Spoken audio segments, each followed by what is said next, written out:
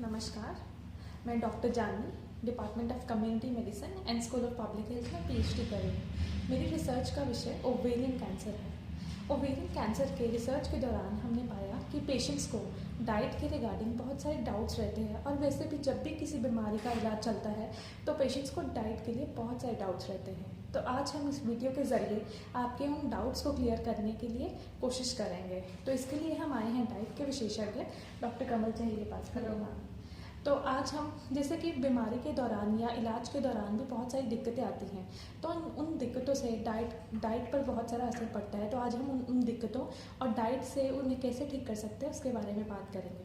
तो मैम, सबसे पहला हमारा प्रश्न है कि डाइट का क्या महत्व है ड्यूरिंग कैंसर या उसके इलाज के दौरान। जी, देखिए, कैंसर के पेशेंट के लिए जो डाइट का इम्पोर्टेंस है वो बहुत ज़्यादा है। बिकॉज कैंसर के ट्रीटमेंट, चाहे वो सर्जरी है, कीमोथेरेपी है या रेडियोथेरेपी है, उसकी वजह से पेशेंट में बहुत सारी वीकनेस आ जाती है, उनका वेट कम हो जाता है। सो इन दैट केस जो न्यूट्रिशन है दवाइयों के साथ, ट्रीटमेंट के साथ, वो बहुत ही इम्पॉर्टेंट है, बिकॉज इसकी वजह से ही वो जल्दी रिकवरी कर पाते हैं। ठीक है, तो मैम सबसे पहला हमारा प्रश्न है उसके बाद कि जैसे कैंसर के इलाज के दौरान या बीमारी की वजह से भी पेशेंट्स को भूख नहीं लगती, तो वो न्यूट्रिशन अपना कैसे पूरा करे जब उन्हें लगता है कि हमें भूख ही नहीं लग रही, हमें खाने का मन ही नहीं हो रहा, तो उस समय वो क्या कर सकते हैं? हाँ जी, बिल्कुल। देखिए, काफ़ी सारे साइड इफ़ेक्ट्स हैं जो पेशेंट को ड्यूरिंग ट्रीटमेंट आते हैं, कीमोथेरेपी के दौरान या रेडियोथेरेपी के दौरान, कि उनको ये लगता है कि उनका खाने के लिए कुछ भी चीज़ खाने का उनका मन नहीं करता। सो इसमें एक तो ये चीज़ होती है, देखिए, जो उनके टेस्ट बड्स हैं वो डैमेज हो जाते हैं due to treatment. So but अगर वो अपने खाने पे, डाइट पे ध्यान नहीं देंगे तो बॉडी में और भी वीकनेस आ जाएगी, और जो उनका मतलब जो बॉडी रिकवर करेगी उसमें और भी ज़्यादा टाइम लगेगा। सो देखिए, जो कैंसर पेशेंट हैं उनके लिए हाई प्रोटीन और कैलोरी डेंस जो डाइट है वो बहुत ज़रूरी है। सो इसमें डिपेंड करता है, देखिए, पेशेंट की कंडीशन के अकॉर्डिंग हम उनको एडवाइस करते हैं। बट जनरली जो हमने देखा है कि उनके लिए, जैसे वो एक तो अपनी डाइट में जो पीने वाली चीज़ें हैं, लिक्विड्स हैं, चाहे वो जैसे ठंडी चीज़ें हैं, शेक्स हैं, जूसेस हैं, और दूध से बनी हुई चीज़ें हैं, लस्सी है, वो ले सकते हैं। और खाने में है जो थोड़ी नरम चीज़ें हैं जो इजीली वो खा सकें और डाइजेस्ट भी कर सकें। ठीक है, तो मैम जैसे उसके बाद कि कई पेशेंट्स में ना, जैसे कि उल्टी होने का मन होना या जी कच्चा होना, मुंह में छाले वगैरह होना, तो ये सब ऐसी चीज़ें हैं जिससे वो अगर मन तो करता है खाने का पर वो खा नहीं पाते हैं, तो उसके लिए फिर वो क्या करें? देखिए, जैसे अल्सर्स हो जाते हैं मुंह में, खाने में चबाने में दिक्कत होती है, तो इन दैट केस एक तो ये है कि आपके खाने में ज़्यादा मसाले नहीं होने चाहिए, ठीक है, सॉफ्ट होना चाहिए। और आप उसको ब्लेंडेड फॉर्म में, जैसे मान लीजिए आप खिचड़ी या दलिया बना रहे हैं, उसको आप बिल्कुल पतला ब्लेंड करके आप पेशेंट को दे सकते हैं। और जैसे कि इसमें मेनली यही है कि आप हल्का जैसे सॉल्ट यूज़ कर सकते हैं मीठे के साथ, जैसे दूध में दलिया बना लिया, दही के साथ खिचड़ी है। मतलब डिपेंड करता है पेशेंट, अगर वैसे हम पेशेंट को अलाउ करते हैं जो भी आपका मन करता है आप वो चीज़ें ले सकते हैं। आपके मतलब डाइट आपके डाइजेस्टिव सिस्टम पे भी डिपेंड करता है कि आप कितनी चीज़ें डाइजेस्ट कर पाएंगे अपनी डाइट में। बट इसमें और एक चीज़ है कि जैसे गर्म चीज़ें नहीं खा पाते तो हम उनको ठंडी चीज़ें भी एडवाइस करते हैं, जैसे पेशेंट्स को आइसक्रीम है या शेक्स हैं ठंडे, या ठंडा दूध है किसी भी फ्लेवर के साथ हम पेशेंट को, क्योंकि उनका जो इनटेक है ऑलरेडी बहुत कम होता है, तो ज़्यादा हम स्पेसिफिकेशंस नहीं दे सकते कि आपने ये नहीं खाना या ये नहीं लेना, कि पेशेंट का ऑलरेडी इनटेक कम है, सो वो जितना भी खा सके तो वो अच्छा है। और अगला सवाल है कि जैसे थकावट बहुत महसूस करते हैं पेशेंट्स ना इलाज के दौरान, बहुत थका, और क्योंकि इलाज के दौरान ऐसे होता भी है और वो उनको थोड़ा टाइम दिया जाता है कि उनकी बॉडी रिकवर हो पाए, तो डाइट में ऐसे वो क्या ले सकते हैं जिससे उनको रिकवरी में जल्दी हो सके, उनकी रिकवरी जल्दी हो सके, उनको रिकवरी में हेल्प मिल सके, तो ऐसे क्या फूड्स हैं जिससे उनकी थकावट दूर हो सकती है? हाँ जी, जैसे कि मैंने पहले बताया था कि कैंसर पेशेंट के लिए जो आपकी डाइट है वो हाई कैलोरी और हाई प्रोटीन होनी चाहिए। हाई कैलोरी में देखिए, जैसे जो भी कार्बोहाइड्रेट्स हैं, कार्बोहाइड्रेट्स के बहुत सारे सोर्सेज हैं, जितने हमारे अनाज हैं, सब्जियां हैं, जैसे कि आलू है, चावल, ये सारी चीज़ें कार्बोहाइड्रेट्स में आती हैं। तो आप इनको किसी भी फॉर्म में अपनी डाइट में ऐड कर सकते हैं। दूसरा जो ज़्यादा इम्पॉर्टेंट है वो आपका है प्रोटीन। अब देखिए, जो लोग वेजिटेरियन हैं, वेजिटेरियन के लिए जो जितनी सारी हमारी पल्सेस हैं, चने हैं, और इसमें पनीर, दूध से बनी हुई चीज़ें हैं, दालें हैं, वो आप ले सकते हैं सूप की फॉर्म में, या नॉर्मल जैसे हम दाल बनाते हैं, खिचड़ी बनाते हैं, उस फॉर्म में आप दे सकते हैं। और जो लोग नॉन वेज खाते हैं उनके लिए जैसे फिश, चिकन है और एग्स हैं, वो डेली अपनी डाइट में ऐड करें, क्योंकि अगर आपकी बॉडी में प्रोटीन होगा तो आपकी इम्यूनिटी भी बढ़ेगी, आपका जो वेट है, आपका मसल गेन होगा, आपकी रिकवरी जल्दी, आपके जो सेल्स हैं वो जल्दी बनेंगे, ठीक है। सो इस और दूसरी एक चीज मैंने देखी है कि पेशेंट अनिमिक बहुत होते हैं, जो कैंसर पेशेंट्स हैं। जैसे मैम उनको इलाज के दौरान भी जैसे उनको ब्लीडिंग प्रॉब्लम्स आ जाती हैं, जैसे एनीमिया हो जाता है, या इन्फेक्शन जैसे WBC कम हो गए तो इन्फेक्शन के चांस बहुत रहते हैं, तो उस केस में भी। हाँ, इसमें जैसे नॉर्मली है कि डाइट में जो एडवाइस करते हैं कि आपने रॉ चीज़ें नहीं खानी, या कच्चे फल या कच्ची चीज़ें, जैसे कि सलाद है, वो आप डायरेक्टली ऐसा नहीं खा सकते।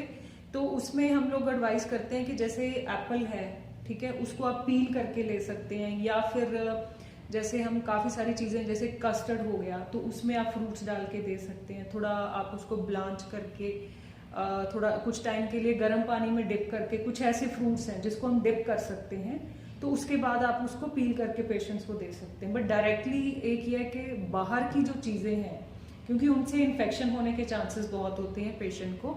और दूसरा, जैसे कि हमने पहले बात की है कि अनिमिक होते हैं, उनका जो HB है, क्योंकि उसी वजह से थकावट बहुत जल्दी होना, सांस फूलता है पेशेंट्स का।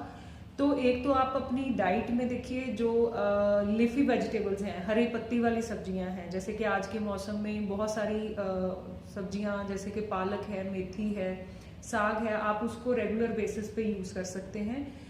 फ्रूट्स हो गए, और जैसे कि विटामिन C है, विटामिन C से आपकी बॉडी की जो इम्यूनिटी भी बढ़ेगी, और साथ में जो आपका बॉडी में आयरन अब्जॉर्प्शन है वो भी बेटर होगा।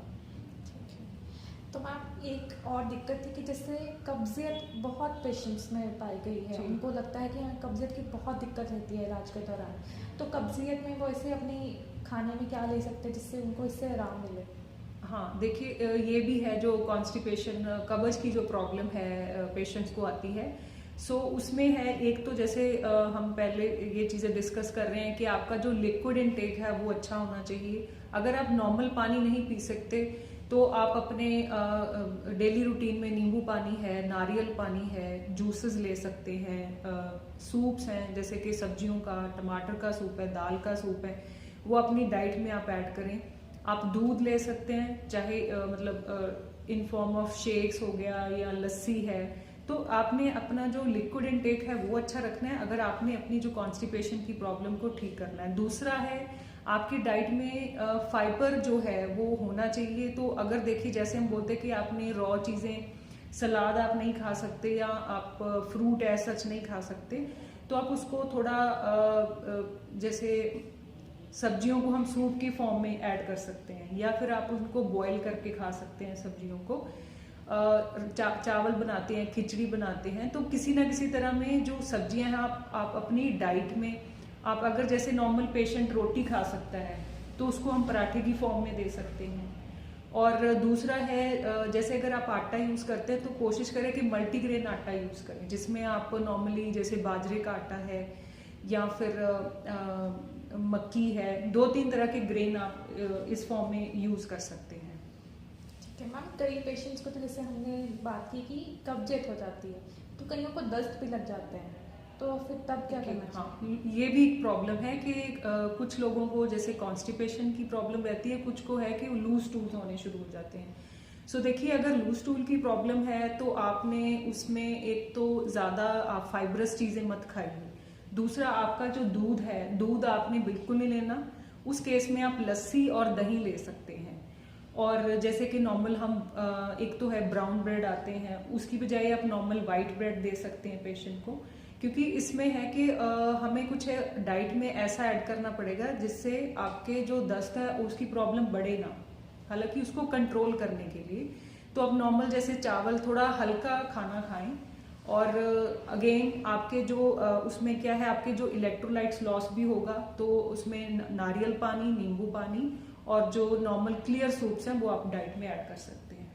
ठीक है। तो मैम एक और चीज़ थी कि जैसे कि कई पेशेंट जब कैंसर का इलाज तो करा रहे हैं, लेकिन उनको साथ में कई और दिक्कतें भी होती हैं, जैसे किसी को थायराइड होता है या बीपी होता है या शुगर होता है। तो उनमें कुछ ऐसे स्पेसिफिक निर्देश हैं, कुछ है खास निर्देश की जिससे वो फॉलो कर सके ताकि उनको कैंसर के इलाज में भी दिक्कत नहीं आए और अपनी उनकी बीमारी को भी ध्यान में रखते हुए डाइट में कुछ ऐसे? देखिए, उसमें डिपेंड करता है पेशेंट के अकॉर्डिंग, बट हमारा जो एक पहला प्राइमरी मैनेजमेंट है वो कैंसर के अकॉर्डिंग ही होगा। बाद की जो चीज़ें हैं, जैसे at the time of discharge patient को उनकी प्रॉब्लम जो भी है, अगर वो डायबिटिक हैं या थायराइड पेशेंट हैं या हाइपरटेंसिव हैं, तो हॉस्पिटल में उनको प्रॉपर उस हिसाब से गाइड किया जाता है, उनको डाइट समझाई जाती है, बताया जाता है। बिकॉज जब पेशेंट एडमिट होते हैं तो उनका जो प्लानिंग है ऑलरेडी डाइटिशियंस करती हैं, उसी अकॉर्डिंग उनको डाइट आती है, उनकी जो रिक्वायरमेंट है उसी हिसाब से उनको जो राइस ट्यूब पे होते हैं पेशेंट, तो उसी हिसाब से उनको फीड प्लानिंग के अकॉर्डिंग आती है। एक मैम सवाल और था कि जैसे अभी कोरोना काल में भी कई पेशेंट्स जैसे डॉक्टर्स के पास या बड़े बड़े अस्पतालों में पहुंचना उनके लिए मुश्किल था, वो जल्दी से पहुंच नहीं पाते। ऐसे वक्त में अगर उन्हें कोई खांसी हो जाए छोटी मोटी जैसे, या है ना, या ऐसे जुकाम हो जाए, तो उसके लिए वो अपने जैसे, वैसे तो उनको डॉक्टर से बात करके दवाई लेनी ही पड़ेगी उनको तुरंत अपने नज़दीक वाले किसी डॉक्टर के पास में जाके, लेकिन वो घर पे डाइट में ऐसा क्या ले सकते जिससे उनको इन सब चीज़ों में थोड़ी सी आराम मिले? हाँ, देखिए, जैसे कि अब इस जो कोविड का ये जो प्रॉब्लम है, उसमें बहुत सारे हर तरह के पेशेंट को बहुत सारी मतलब प्रॉब्लम्स आई हैं। हॉस्पिटल्स में विजिट करना, ओपीडीज में आना, और इस वजह से स्पेसिफिकली देखा है कि कैंसर पेशेंट ने बहुत सफ़र किया है। सो ये जो देखिए नॉर्मल प्रॉब्लम है, उसमें अब घर पे हम बहुत सारी जैसे होम रेमेडीज यूज़ करते हैं, जिससे आपका कफ है या खांसी की प्रॉब्लम है वो ठीक हो जाती है। जैसे कि हनी यूज़ कर सकते हैं आप, अदरक यूज़ कर सकते हैं, तुलसी है, और जैसे घर में मुलट्ठी है, अजवाइन है, ये जो सारी चीज़ें हैं हम जैसे घर में नॉर्मली हमें पता है हम काढ़ा बना के या चाय में डाल के, तो इन चीज़ों का ऐसा सच आपकी बॉडी पे कोई साइड इफेक्ट भी नहीं होगा। हालांकि ये आपकी जो इम्यूनिटी है उसको बूस्ट करेंगे, और ये जो सर्दी जुकाम की जो नॉर्मल प्रॉब्लम्स आती हैं उसको भी ठीक करेगा। शुक्रिया डॉक्टर कमल चहर। तो ये थे हमारे आज के डाउट्स के रिगार्डिंग कुछ डाइट के टिप्स। तो अगर आपको कुछ और भी डाइट के बारे में जानना है तो आप हमें कमेंट्स में लिख सकते हैं। धन्यवाद।